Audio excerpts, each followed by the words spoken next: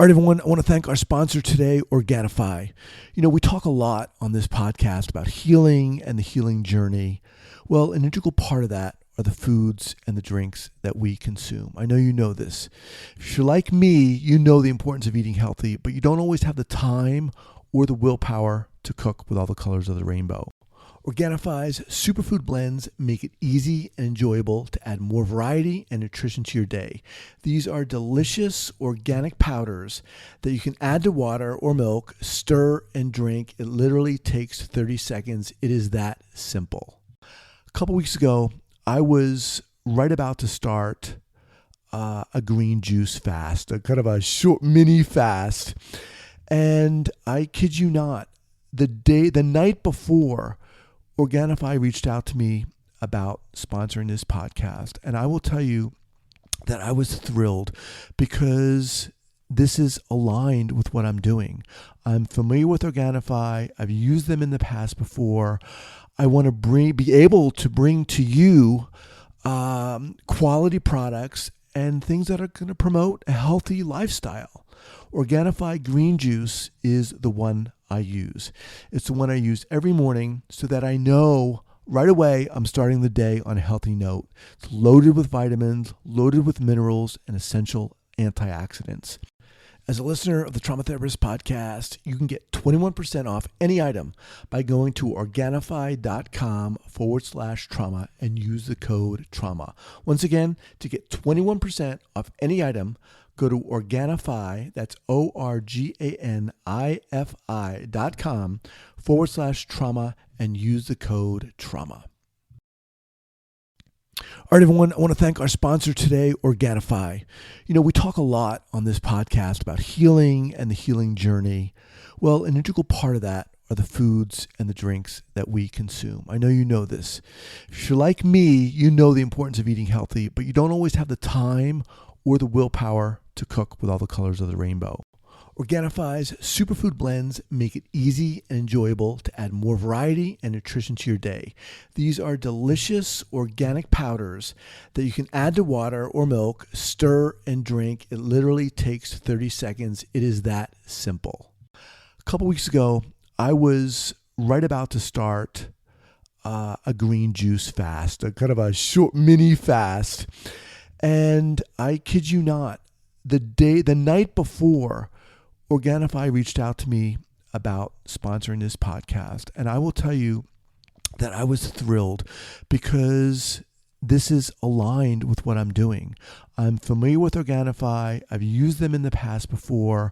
I want to be able to bring to you quality products and things that are going to promote a healthy lifestyle. Organifi green juice is the one I use. It's the one I use every morning so that I know right away I'm starting the day on a healthy note. It's loaded with vitamins, loaded with minerals, and essential antioxidants. As a listener of the Trauma Therapist podcast, you can get 21% off any item by going to Organifi.com/trauma and use the code trauma. Once again, to get 21% off any item, go to Organifi, that's Organifi.com/trauma and use the code trauma. Trauma Therapist Podcast, episode 541.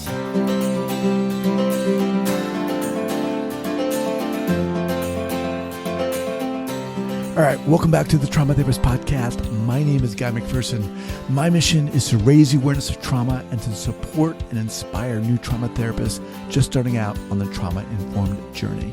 I do that with my membership community, Trauma Therapist 2.0, my online courses and workshops, and the Trauma Therapist newsletter. If you're a therapist of any kind and you work with individuals who've been impacted by trauma, I invite you to head on over to my website at thetraumatherapistproject.com.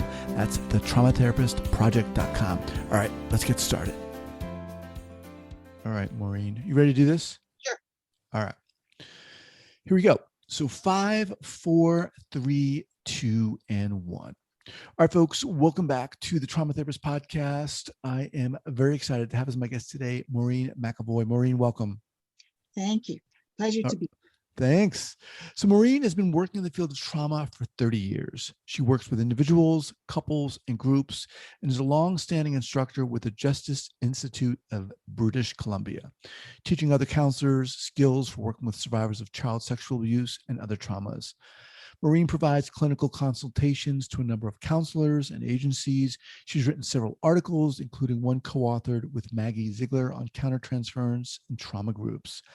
She's recently updated the third edition of Balancing Conflicting Interests, a counselor's guide to the legal process.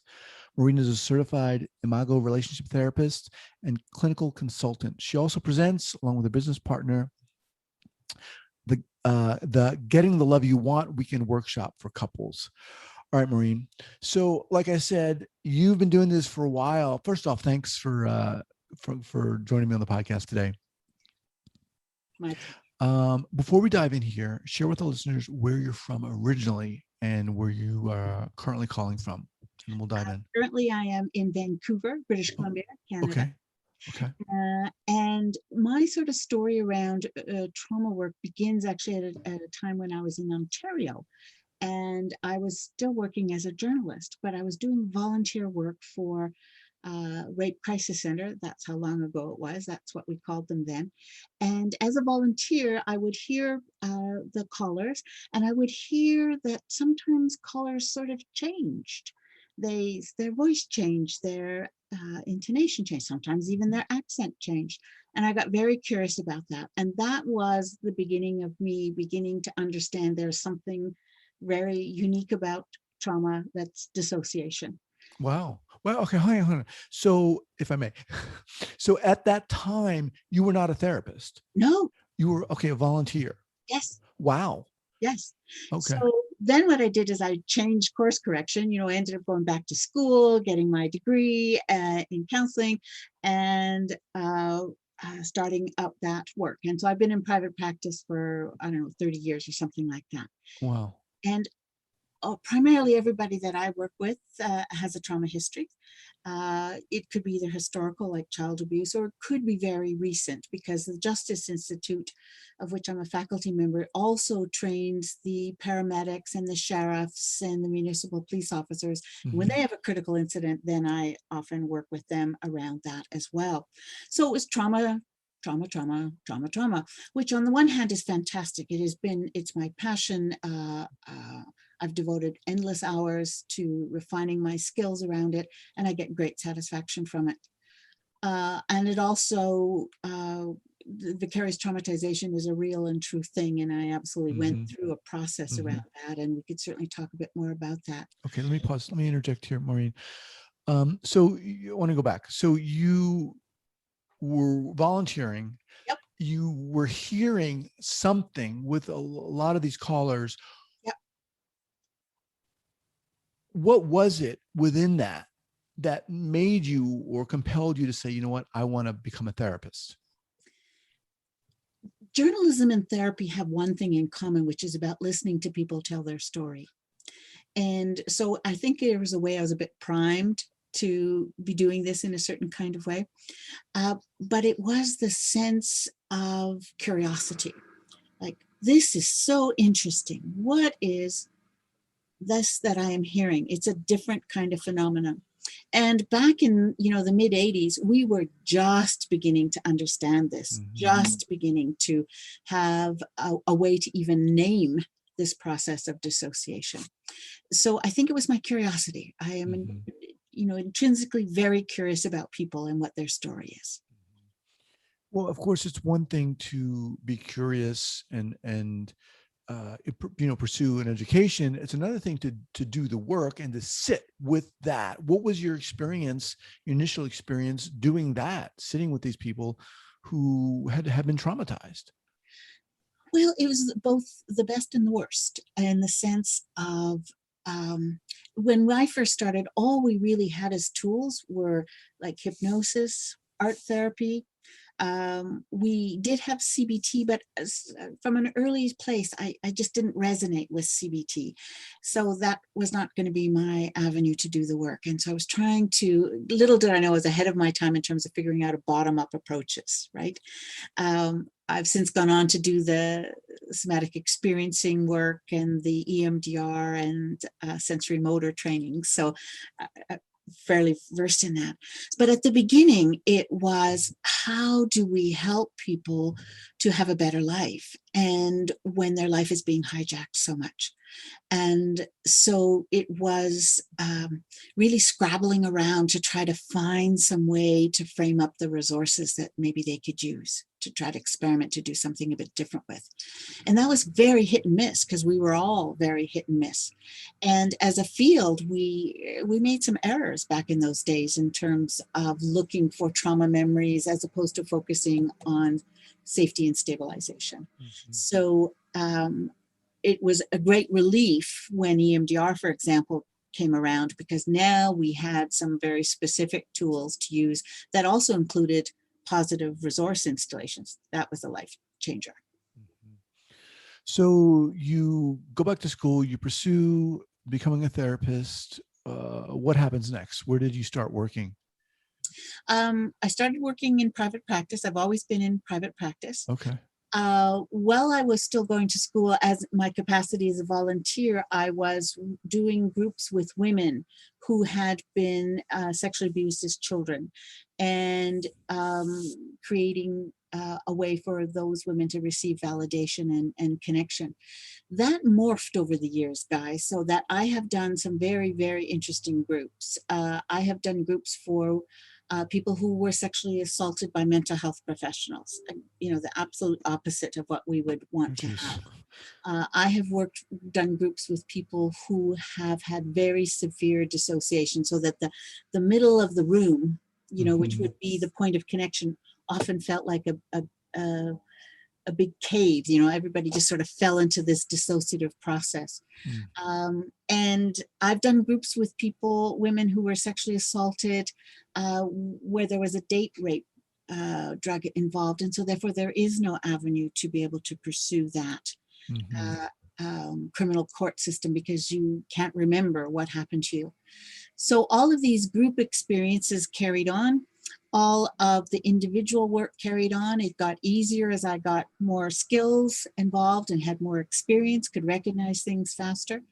I brought all of that experience to the teaching that I do, and we can talk about that in a moment.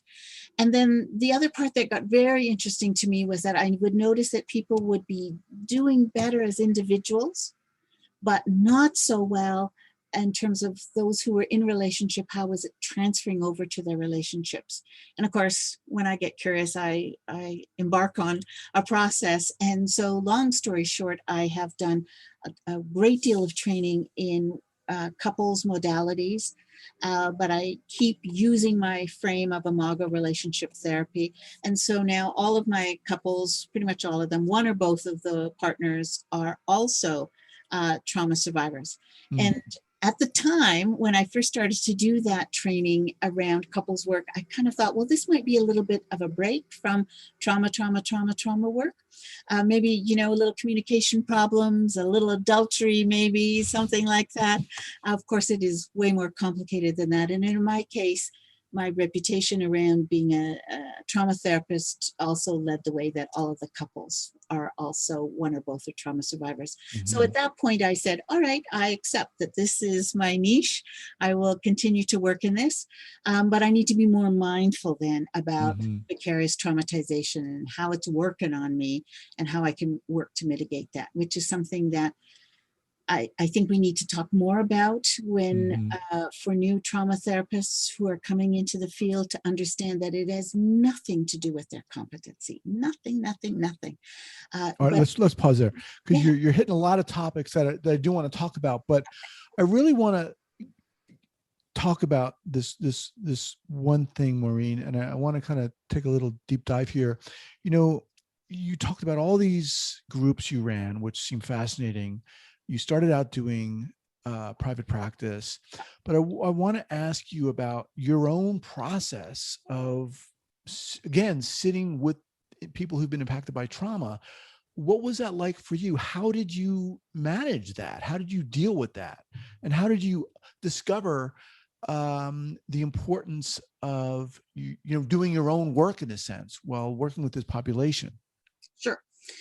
Because it is kind of essential that we take care of ourselves in the work in that sense. So I did a number of things. I'm part of a regular peer consultation group that's been meeting for years. So it is a very important place for me to be able to go and to talk about what the work brings up for me. I do believe very strongly that the work will bring up lots of stuff with us, and we need to have a place to talk about it. I know, for example, that I tend to be, if we frame it up as somebody who might work overtime with a client and be a rescuer, or somebody who might tend to be a little bit avoidant, I tend to be more on the avoidant side than on the rescuing side. And I have had to learn what are those signs inside of me that I am kind of disconnecting a little bit, pulling back my energy a bit in some kind of way, because I am being overwhelmed in some kind of way. So what are those signs? So my internal dialogue changes. I will start to feel more critical about the client, as opposed to maintaining that curiosity and maintaining the compassion with that. And I will look at the clock, will be one of the clues, right? Like, and their internal dialogue is, how much longer is this going to be for this session? And there is this kind of, because of all the somatic work that I've done, there is this kind of tightening that happens sort of in my chest here, that I recognize as the place where I'm sort of pulling in as a way to pull back. So I've gotten pretty good now at recognizing those signals and, doing something to help reground myself in that moment. Often I'll ask my client to do it with me. Let's just take a moment and breathe. And does that happen because, for example, you might be triggered or you might be bored, like many therapists, but it's interesting because oftentimes we hear, trauma therapists, maybe therapists in general, but trauma therapists specifically, getting into the field because they want to help, they want to save, they want to rescue, right? But not a lot of times we hear what you're talking about is kind of the opposite. The word you use, kind of avoidant.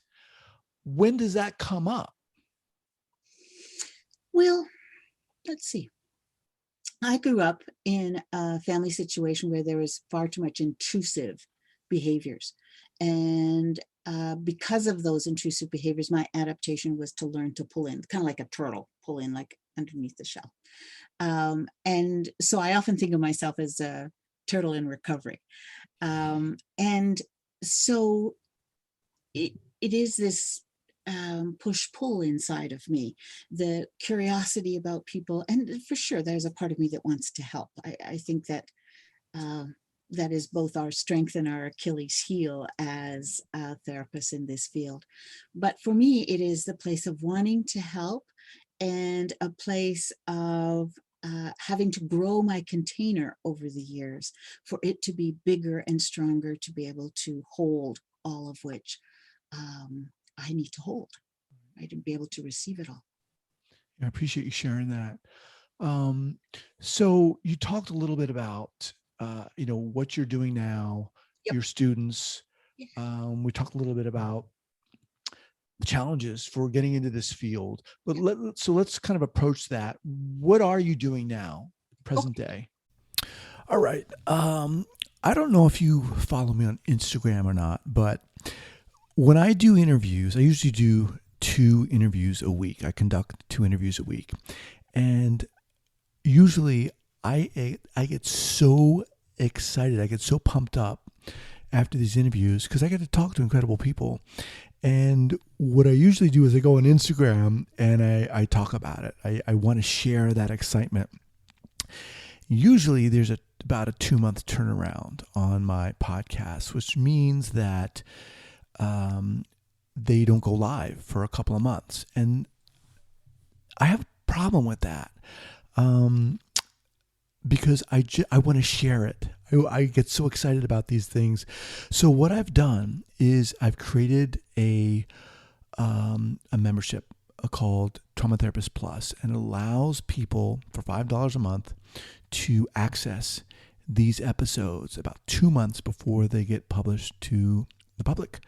And you can also listen ad-free, which is really cool. So if you're interested in that, if you're interested in listening to episodes before they get released to the general public and also listening ad-free, check it out. You can access it by going to Apple Podcasts and just clicking on any of the episodes that has a plus, Plus, before it. It's exciting. I'm excited about it, and you'll also help support the podcast. Thank you so much for being a listener. I really appreciate it. Take care. In terms of my teaching, the program that I'm teaching in at the JI is something called Postgraduate Certificate in Complex Trauma. And it involves an online semester that is really about the theory, and it's a very up-to-date program. So we're really talking about the up-to-dates, and then 3 face-to-face courses. And the first face-to-face course is about stage 1, essentially, if we follow the 3-stage kind of model, assessment and safety and resources.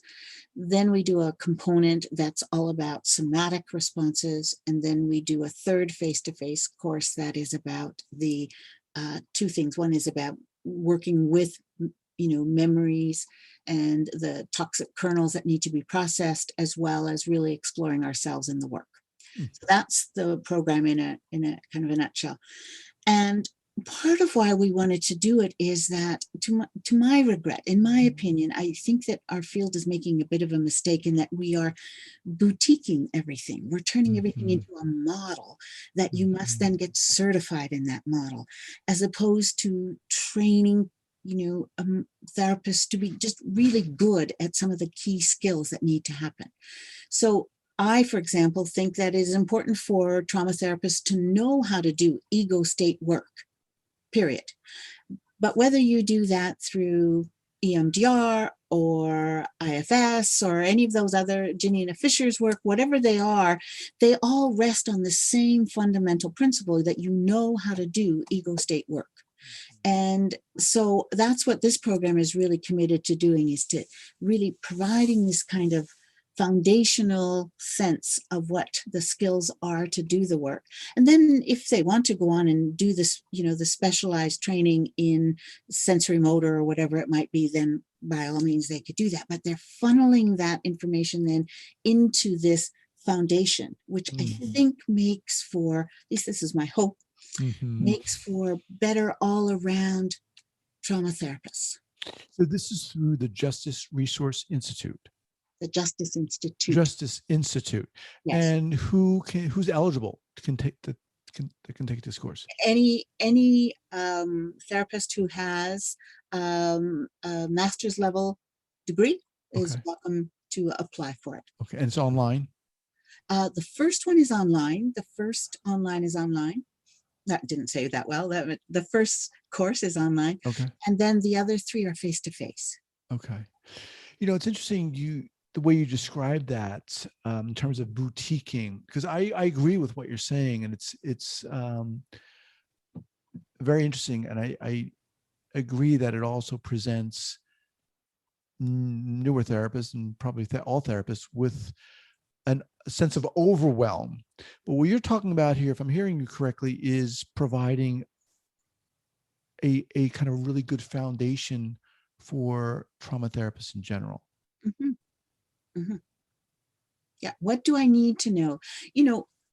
One of the advantages of me being the work as long as I've been doing it is that I got to learn things as we were all learning them. So I got to learn about dissociation as we were all beginning to understand that, for example, right?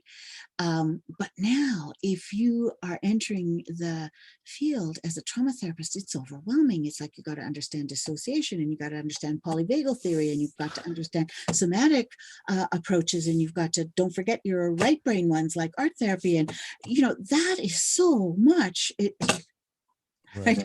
And I think that my fear is that we lose some people who might be very, very good additions as Mm-hmm. colleagues, but in the overwhelm, it's just too much, because to get from there to a place where you're comfortable, you've got to go through a pretty tough journey of feeling pretty incompetent. Mm-hmm. And there's always going to be something to learn, as opposed to what I say to my students, at least, is I am a firm believer in lifelong learning, and that it really, in fact, my experience has been that it helps with keeping us fresh, helps mitigate vicarious traumatization in that kind of way. So if we could have a foundation and then, plan to spend the next, 30 years of our career continuing to learn in different kinds of ways, folding it into this foundation, boy, we'd have very rich colleagues, I think. So you mentioned the importance of ego state work. Yeah. Can you talk about maybe a couple of other pillars that are integral to providing this foundation of foundational work you're talking about? So I think the other thing really is to really understand the neuroscience. That's very important. And it is, as you know, I'm sure, guys, so rapidly changing. You speak about it often in your posts and in your therapist newsletter. So to really keep current with that, if we do follow that, then that's going to quite naturally lead us into having an understanding about polyvagal theory, Mm-hmm. and how helpful that has been for me to be able to recognize the signs that a client of mine might be in one of those different states. Dissociation is essential and has been very undervalued or overlooked. If you talk to most people, they'll be able to tell you about fight-flight responses, but not that many will be able to tell you about the low freeze and the collapse kinds of responses, Mm-hmm. which happen for more people in terms of interpersonal violence than fight-flight does. And so for those folks, if we're not educated and informed about this, then we're not going to be able to provide the necessary support for them. Mm-hmm. And then when I think that we do need to really understand bottom-up approaches in a much more deeper way, and have that be more integrated not only in ourselves, but also to bring that into the work with our clients, and to understand that many trauma survivors, because they've adapted by kind of from the numbing from the neck on down, that might be a very slow process to be able to restore that kind of introception, being able to notice your own self and your own body. But that's an essential piece of the work. But if we're just sort of tossing it in a little bit, then we'll quickly leave it because it's much slower work. And yet it is essential, I believe, to be able to have a good life, to be able to have your body not hijack you. I really appreciate what you're talking about here. We've on this podcast, I don't think anyone's really articulated the problem, if you want to call it that, of becoming a trauma therapist in a sense. But I love the way you were kind of presenting a kind of solution, if I may. Because I think you're right on the money. When you're teaching in this course and people say to you, well, what about EMDR, and what about sensorimotor, and what about somatic experiencing, and what about IFS? Do I need to learn that? Do I need to know that? Do I need to get certified in that? What is your response? I say, I encourage you to take what you're learning in this course and sit with it for a little bit and allow it to integrate. And then whichever of those other modalities interests you that you want to pursue, go for it. I will say that I think that most trauma therapists need to have EMDR. It's and there's so many variations of it, as you know. But I think that's a pretty essential skill for a trauma therapist to have. And to think about it as a lifelong process, as opposed to I must do X and Y and Z, and then I will be good enough to do the work. All right, let me ask you something here.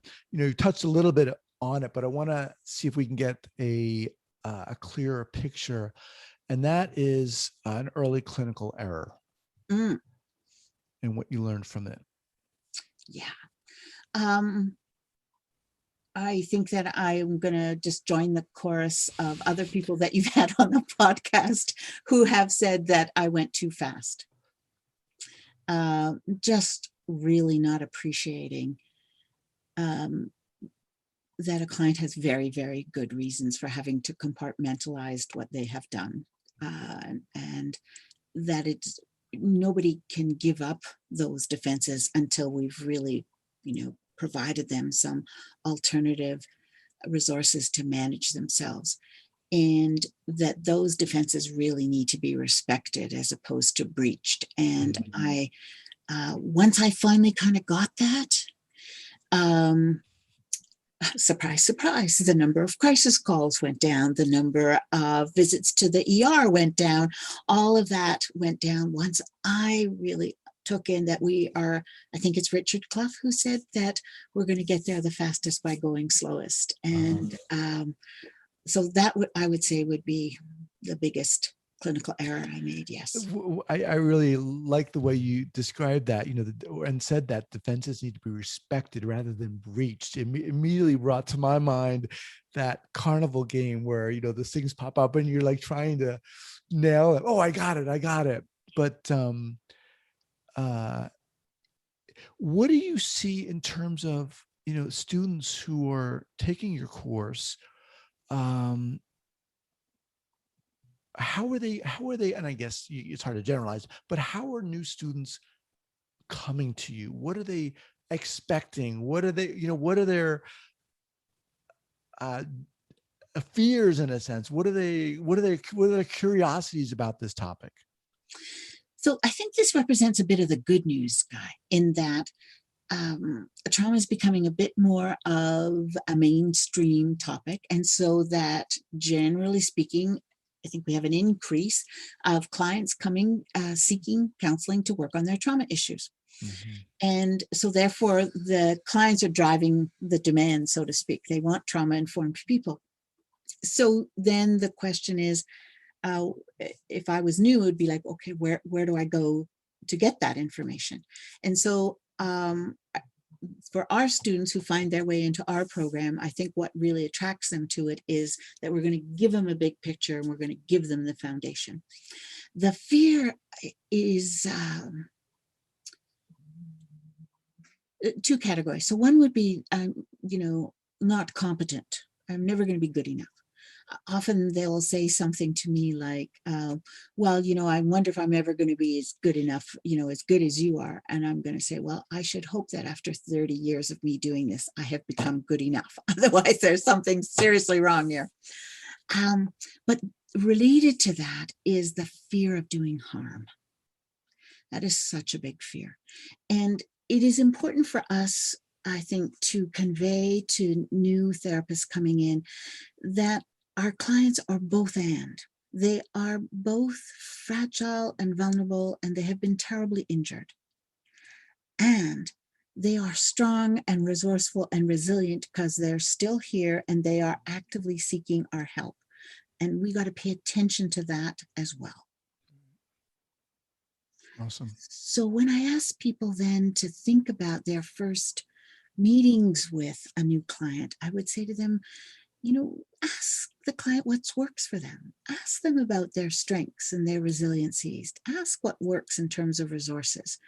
And then just at the beginning, only ask for the Twitter version of what their trauma history is. And, begin that way so that you can slowly, carefully sidle up to the trauma that needs to be done. Awesome. Well, I am excited about getting word out about this course. And like that, I'll include that on the show notes page. I'll also include it in the newsletter, Right. if I can do that. As we kind of wind down here, Maureen, how about a go-to book recommendation from you? Whether trauma related or not, what do you got? Okay, well, the couple books that I'm reading right now is It Didn't Begin With You, which is about intergenerational trauma, and My Grandmother's Hand, which invites us all to look from a Jedi perspective. The real classic books I think that people need to read are The Body Keeps the Score and The Haunted Self. Haunted Self. Okay. Who did The Haunted Self? That is Kathy Steele, Otto Van Okay. Hart and Company. Okay. Ellert Einhaus. And one more that I would give, which would be Janina Fisher's Healing the Fragmented Self, just because it's a nice blend of somatic and ego state work. Awesome. Okay. Awesome books, a classic lineup, which again, I'll have listed at the show notes page at the traumatherapistpodcast.com. Maureen, awesome. Refreshing, to have you on here, to hear you talk. And I really appreciate you sharing your own experience, because I think that's what really makes this podcast sing, if I can use that term. But again, really, I really appreciate you coming on here, and I'd love to have you back at a later time, and we can talk about other things from your extensive experience. It's an honor to have you on here. I want to thank you so much. Thank you, guys. Been my pleasure. All right. Take care. All right, then. Bye-bye.